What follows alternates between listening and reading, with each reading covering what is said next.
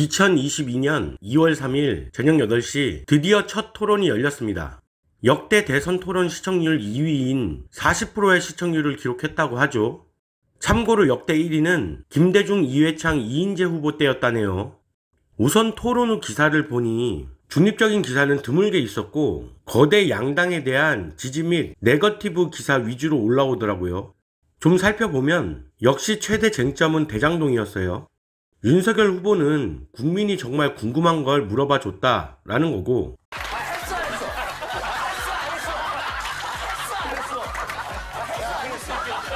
이재명 후보는 피했다라고 하는 게 일반인들의 시각이었습니다.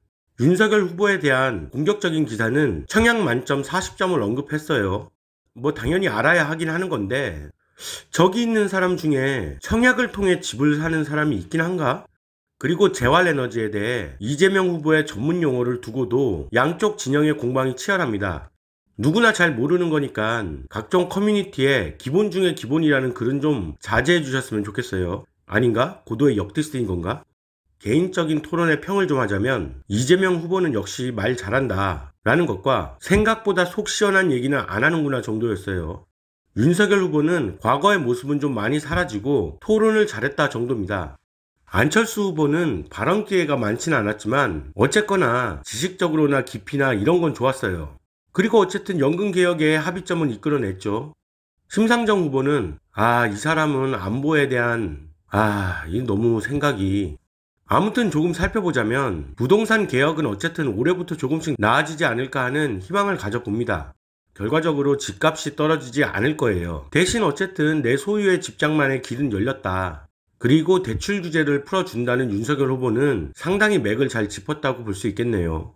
안보는 보면서 너무 답답했습니다. 제가 선제 타격에 대한 것도 한번 올린 적이 있는데 국방이란 어떤 상황이든 다 대응할 수 있게끔 하는 거죠. Victory attained by violence is tantamount to defeat, for it is momentary. Gandhi. It is better to be violent if there is violence in our hearts than to put on the cloak of non-violence to cover impotence. Who said that? Same guy.